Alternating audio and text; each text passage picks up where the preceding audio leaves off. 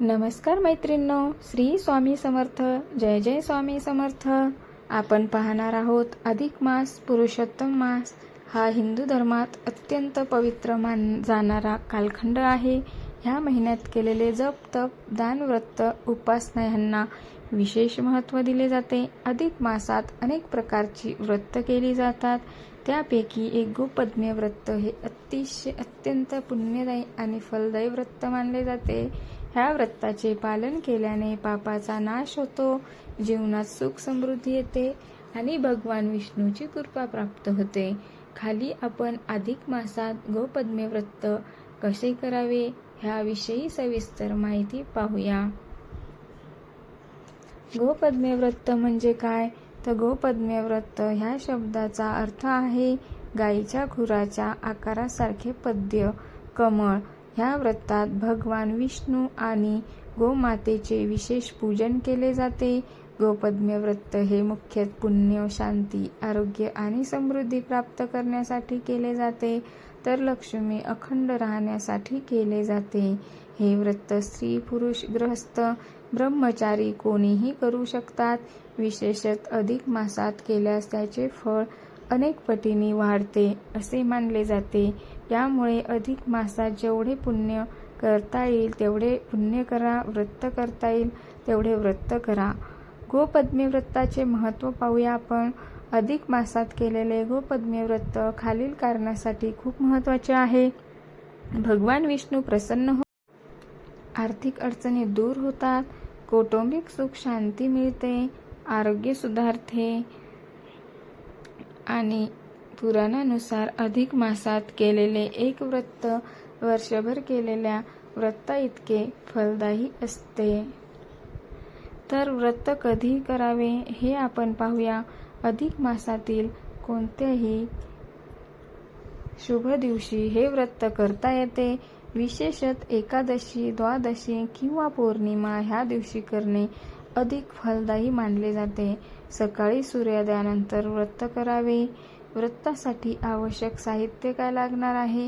गोपद्मे व्रत करण्यासाठी खालील साहित्य लागते. स्वच्छ पाट किंवा चौकी घ्या. पिवळा किंवा लाल कापड घ्या. भगवान विष्णूची मूर्ती किंवा चित्र, गोमातेचे चित्र घ्या असेल तर अतिउत्तम. तांदूळ घ्या, अक्षदा घ्या, हळदी कुंकू घ्या, फुले आणि माळा, तुळशीपत्र, पंचामृत जसं दूध, दही, तूप, मध, साखर आणि नैवेद्य काय दाखवावा? फळे, खीर, पान, नारळ, दीप, अगरबत्ती, गंध, चंदन आणि जल घ्या तांब्यामध्ये. गोपद्मे रेखाटण्यासाठी रांगोळी. गोपद्मे कसे काढावे? तर या व्रताचे वैशिष्ट्य म्हणजे गोपद्मे रेखाटन रांगोळीने जमिनीवर किंवा पाटावर गायीच्या खुरासारखा आकार काढावा. त्या आकाराभोवती कमळासारखी आकृती बनवावी, त्याला गोपद्मे म्हणतात. त्या रेखाटनाच्या मध्यभागी भगवान विष्णूची मूर्ती ठेवावी. व्रत करण्याची पद्धत पाहूया. नंबर 1. स्नान आणि शुद्धी. सकाळी लवकर उठून स्नान करावे. स्वच्छ व पवित्र वस्त्रे परिधान करावीत. मगच पूजा करावी. पहिले देवाची पूजा करावी, मग व्रताची पूजा करावी. पूजास्थळ तयार करणे. घरातील स्वच्छ जागा निवडून पाटावर कापड अंथरावे, त्यावर गोपद्मे रेखाटावे.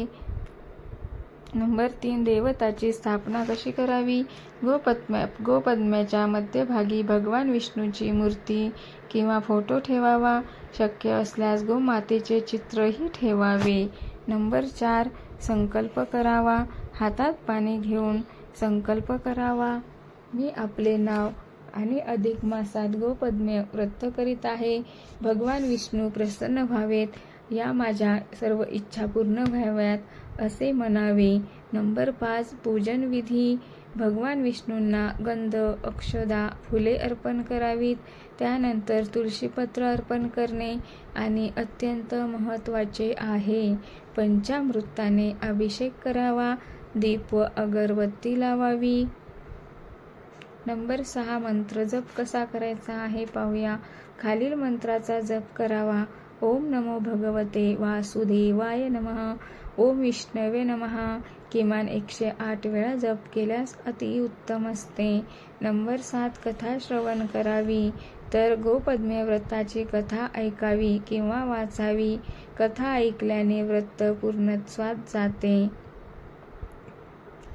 नंबर 8 नैवेद्य अर्पण करावा. भगवान विष्णूंना फळे, खीर किंवा गोड पदार्थ अर्पण करावेत. नंबर 9 आरती म्हणावी. आरती भगवान विष्णूची आरती करावी.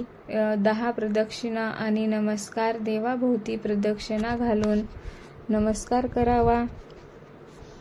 त्यानंतर उपवास नियम काय आहे पाहूया.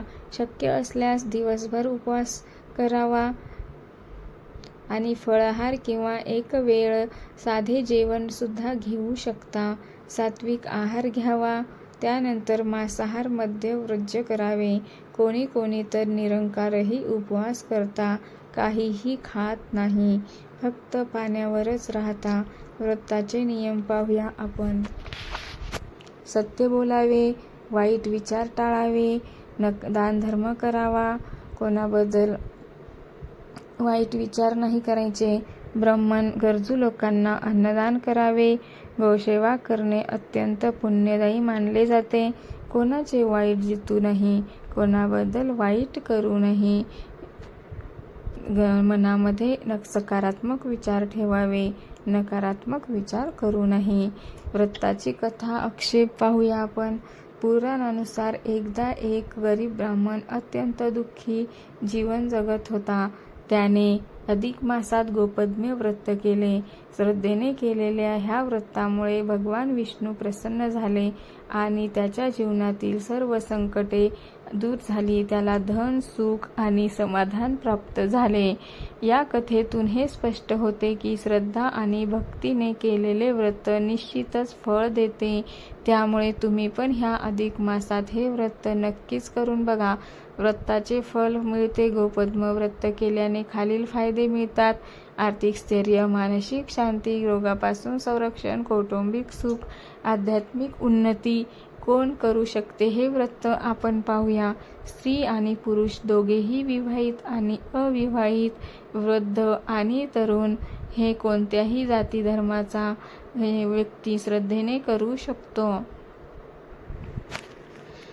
विशेष सूचना आहे ती पहा. व्रत श्रद्धेने करणे सर्वात महत्त्वाचे आहे. केवळ दिखावा न करता मनापासून पूजा करावी आणि शक्य असल्यास सतत 1 महिना किंवा किमान काही दिवस हे व्रत करावे. अधिक मासात केलेले गोपद्मे व्रत हे अत्यंत पुण्यदायी आणि प्रभावी व्रत आहे.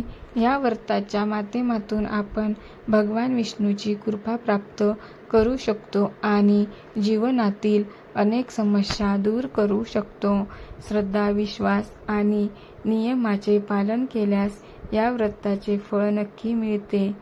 तर अधिक मास हा आपले जीवन शुद्ध करण्याचा आणि आध्यात्मिक प्रगती साधण्याचा सुवर्ण काळ आहे.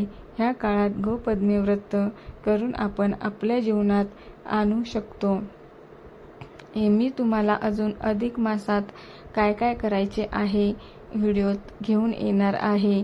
पुढचे व्हिडिओ बघण्यासाठी चॅनलला सबस्क्राईब करा आणि लाईक करायला विसरू नका आणि जास्तीत जास्त जणांना व्हिडिओ शेअर करा आणि कमेंट्समध्ये लिहा श्री स्वामी समर्थ, जय जय स्वामी समर्थ. व्हिडिओ कसा वाटला ते मला नक्कीच सांगा. असेच नवनवीन व्हिडिओ पाहण्यासाठी सबस्क्राईब करा. धन्यवाद.